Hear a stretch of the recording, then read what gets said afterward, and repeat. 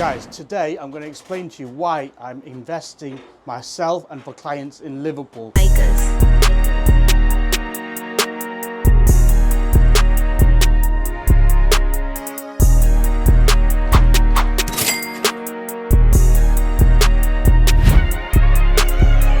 Guys, today I'm going to explain to you why I'm investing myself and for clients in Liverpool. We're actually cleaning up why the smart money's going there, why we're choosing to invest there, the growth factors affecting the city and the wider northwest region, and the transport factors which are making our investments worthwhile. Keep watching if you want to know exactly how I'm sourcing properties, why I'm investing millions into Liverpool, and where and why the smart money is going to Liverpool and the wider northwest. Let's get into it. Then we'll go to a live site which I've just sourced for a client where he's set to make at least £30,000 by buying below market value. We're doing this every week, guys, so stay tuned and let's get into it. So Liverpool and the wider northwest region, which is Salford, Manchester, Warrington, Wigan, all of those areas, northwest UK, experiencing massive regeneration, guys. I've just pulled some figures up here. Billions being pumped into the region, £5 billion Liverpool water scheme, commercial city centre redevelopments in all these cities, new commercial hubs. What's also happening here is population is outstripping demand. Population is outpacing housing supply. Why? We've got loads of landlords leaving the market. Most of our stock that we're buying in Liverpool, for example, is from landlords who bought houses at 20 grand. They've had enough of being landlords to families, like we all have, and they want to exit the market. But the problem is in Liverpool, you can't easily evict tenants. So they're selling it tenanted. We're picking up great discounted stock from landlords exiting. We're then managing the tenants out of the property and re-tenanting the property to high-paying students, people coming from abroad, etc., where they're more... The population is growing massively in these places because it's a lot cheaper than London, for example, a student, and it's a good place to be. So it's even cheaper in Manchester, so the ripple effect is happening, and we're buying up houses at still a very cheap price, 100 to 120 to 130,000, and we're just getting in on that growth. You could argue that buying in Manchester now or Salford is near the top. You're paying 200k plus stamp duty, etc. So it's a more worthwhile proposition, especially for my younger clients with less money in the bank, maybe 20, maybe 30k savings, to go and buy in Liverpool, and they've got time to watch the growth, and the rental growth is incredible as well, guys. So that's one of the reasons why. So you've got population growth, you've got strong rental demand, you've got landlords exiting the market and happy to take a discount because they bought properties back in the day in Liverpool where no one would go there, and it was 20k for like a 2-bedroom terrace, okay? And you've got 70,000 students all around the universities which are near, okay? You've got 3 major universities in Liverpool, and then you've got your surrounding areas as well. So guys, the rental market is busy, with consistent demand, and we're actually cleaning up. You've got Northern Powerhouse Rail, upgrades to Liverpool Lime Street, and improvements between Liverpool, Manchester and London. And it's only getting better, guys. So you're connecting a high growth area of Liverpool, Manchester to an established area like London, which is an international market where the prices are million. So you can see why a lot of clients are contacting me from the down south, from London, wanting to buy up north. Of course they are. They're reallocating capital to high growth areas, paying less stamp duty, getting bigger bargains, and they're going to clean up on both. They've won in London, now they're going to win up north. You've got the Mersey Gateway Bridge, you've got loads of investor things which you wouldn't even really know about if you're not buying there, because it's not on the map yet, and this is the key time to get in, guys, before it's all talked about. And as I said, Manchester's all over the TVs now. Every TV show's filmed in Manchester, always have B-roll backdrops, and the problem with that is there's too many people now. There's too many people fighting for the same deal, so we're paying a lot of money. It's still comparatively less than London, but Liverpool at the moment is still off the map. So let's jump in the car and head over to one of the properties that I actually sourced for a client, go through the numbers and show you how we made him thousands of pounds.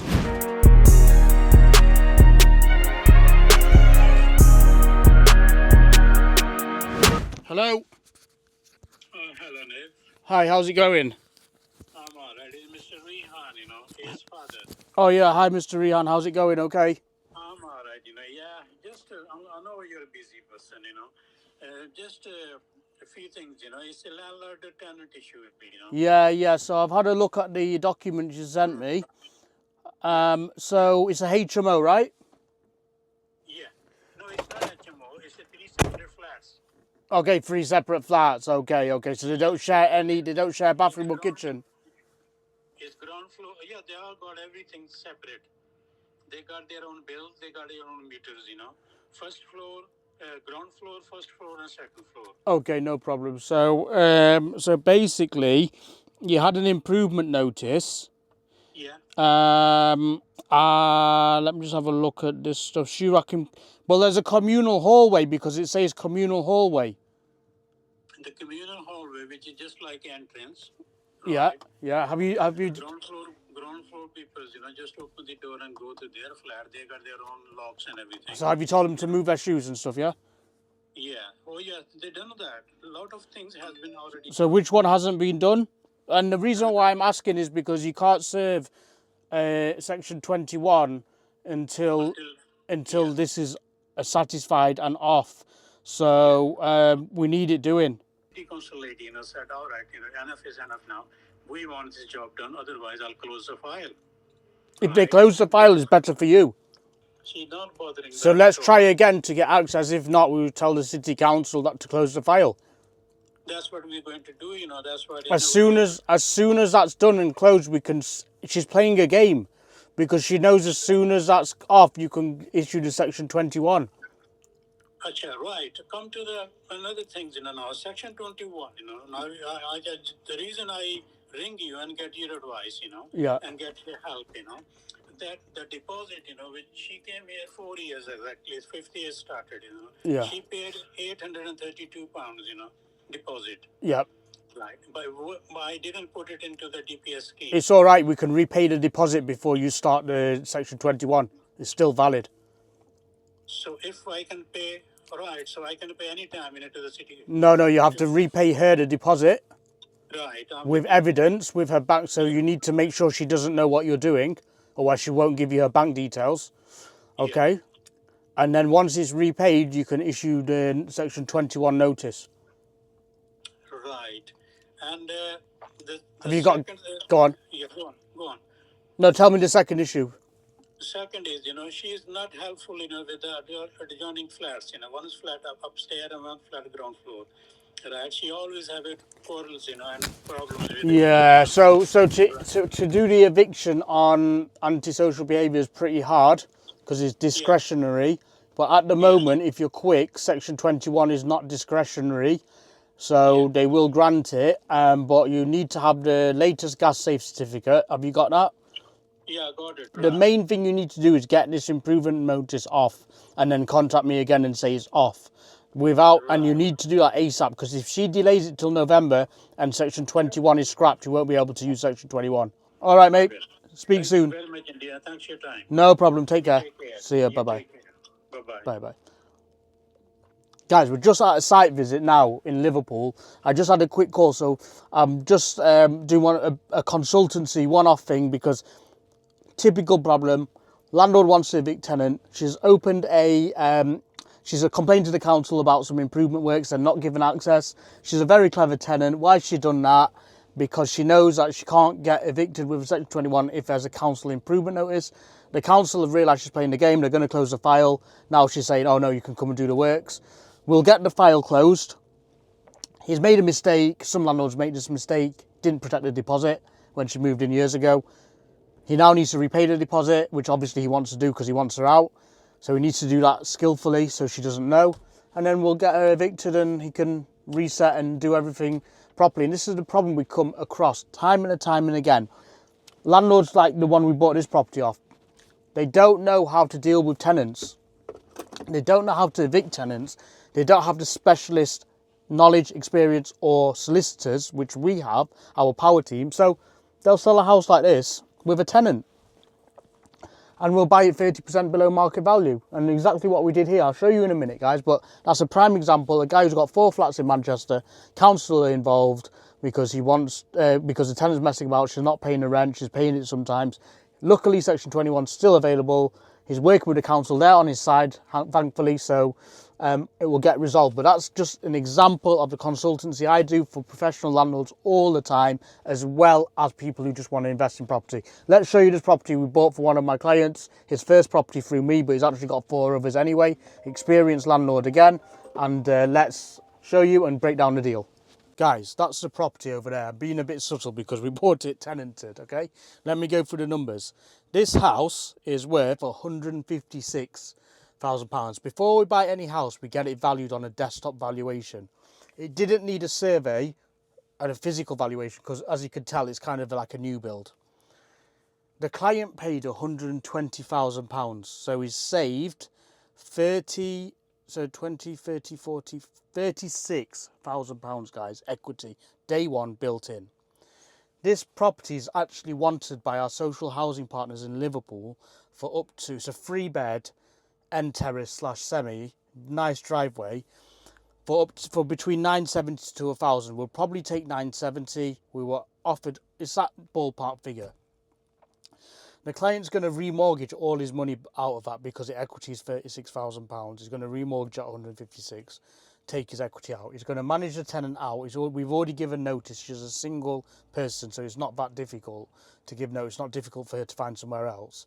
He's going to get it on social housing. There'll be massive demand for this because it's a nice family house. I'd live in it. Look at the little driveway. It's got a garden. It's a relatively nice area in Liverpool. These are the properties we're buying for clients regularly, 3 or 4 a month.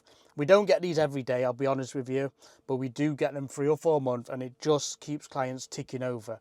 Right, the great thing about these deals in Liverpool, guys, and the Northwest, is that you can still find high cash flowing properties with strong capital growth. We're actually started from a very low base here in Liverpool. So if you can think about, imagine what you'd get that property for in London. Right, it'd be 400 plus, if not more. We're starting from a very low base. As I said, he paid just over £120,000 for a 3-bed semi, relatively new build with a drive. Guys, in London, you'll be squeezed. And not only that, even if it made sense down south, so you were getting we get offered it all the time, 400 grand property that's worth 500, for example, 100 grand worth of equity. Remember the stamp duty, the additional rate of stamp duty. It's going to eat away all that profit. The rental yield's not going to be there. This is why most of our clients are coming up north, places like Manchester. I mean, that would be 200 grand in Manchester. So get in early, get in where there's capital growth and regeneration, such as Liverpool, Warrington, etc. in the Northwest, and wait 2 years. In 2 years, that might be worth 180. You can remortgage again. The rent might have gone up slightly, so you're always winning. And the trick is to take this deposit, remortgage it after a few months, maximum 6 months. We have got lenders who do it before, but the rates are slightly higher, so some clients prefer to wait. And we put that on another property. We do exactly the same on the other property, and we keep adding the rent, saving a little bit, and we build that portfolio for the client, guys. The key is to buy in areas where there's high capital growth and strong tenant demand. You can't have one without the other. You can't really have an area of high capital growth without tenant demand because the prices go down. And where there is growing tenant demand, the prices go up. So where we buy with high tenant demand, like Warrington and Liverpool, yes, the prices are low, but what's going to happen? The prices are going to go up. Guys, this is why I'm heavily investing in the Northwest. I'm buying myself. I've got properties around the stadium. We bought one for a 20-year-old client from my last video. If you haven't seen it, check it out. It's probably 2 or 3 videos down where we're giving it to rent who are doing when there's football games on, and we're getting £1,200 a month. This one's further out, but it still works. Guys, if you want to see how the property journey is going for me and my clients and learn how you can do the same, give us a like, give us a subscribe, and we'll give you even more content and gems to grow your property portfolio.